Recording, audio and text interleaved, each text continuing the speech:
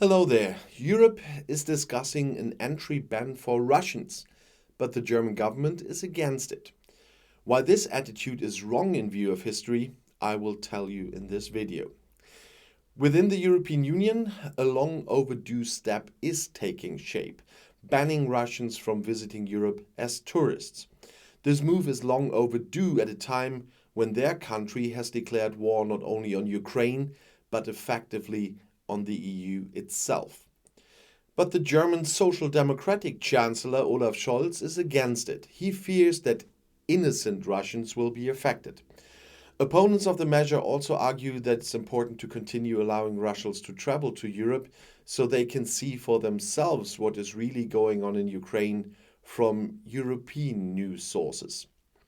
Both arguments are unfounded, though. First, it is estimated that only 10 to 15% of Russians, mostly from Moscow and St. Petersburg, enter the Schengen area at all. These people are usually wealthy, have made their peace with Putin, and certainly know what is going on in Ukraine. Many of them are committed to Putin's actions. It's also unlikely that most of the other 85% of Russians don't know what's going on. They may believe their leaders' ideas about a special military operation, but it's very hard not to know that their country is at war. Unlike Nazi Germany, where shortwave radio was confiscated and listening to the BBC was a criminal offense, much of the internet is still accessible in Russia. So if anybody from Russia is watching, hello there. Russia has long had one unfortunate quality in its history. Its leaders invent alternative realities, and the general public is conditioned to officially believe those representations. Accordingly, Russians have long made it a habit to live in a world of doublethink. In this context, it's significant that even Russians who have been living abroad for years, for example in the Baltic countries or in Germany, still adhere to the same, by no means only Soviet, doublethink there.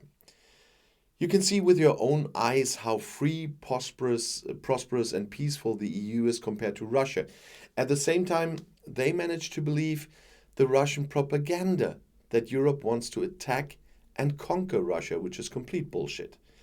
To please Mr. Putin, the German side also claims that a ban on tourism for Russians would have a negative impact on Russian civil society. This assertion, which has been used as an argument before, for example, when it came to financial sanctions, is almost completely unfounded. The fact is that most of the few Russians, in absolute numbers, who represent a vibrant and courageous civil society are either dead, that means killed by Putin's henchmen, in prison, on the way to prison, or already abroad or on the way there. Opposing the entry ban under these circumstances, as Social Democratic Chancellor Olaf Scholz is proposing, means nothing other than supporting Mr. Putin in his plan to swallow up Ukraine. In reality, allowing Russian tourists to travel to the West helps the Russian dictator. When educated Russians leave, it's a convenient outlet for Putin to vent domestic pressure. What makes German resistance to the tourism ban so untenable is German history. If there's one nation in Europe that, given its Nazi past, should know what its obligations are at this point, it's obviously Germany.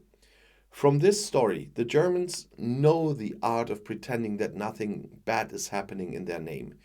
During the Hitler years, many Germans were accomplices, if not active supporters, of their country's criminal regime.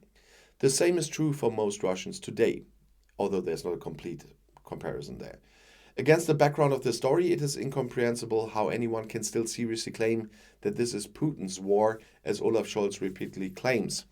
If any nation should be able, or now let's say obliged, to see the self-deception in these claims, it's us Germans. The Scholz government would therefore be well advised to join efforts to end tourist visas for travelers to Russia. Otherwise, they make themselves a follower of Putin. And at the beginning of the war, I always emphasized myself that this is Putin's war because he started it. But with all the sanctions going on, even with a fake McDonald's now there and all the other Western brands gone, the Russian people cannot tell anyone that they don't know what's going on. They must know that something really bad is happening there. And the ones who still believe what Putin says, well, I have no compassion for them. I'm sorry. Because it's still true. They still have access to the internet. If they only go to their own sites, like many of the right-wing idiots here in Germany do, well, it's a big problem. But I'm walking away from the claim that it's only Putin's war anymore, because for this, it's lasting too long. There is a lot that can be felt in Russia today that nobody can ignore. And so it is something different after more than 170 days of war.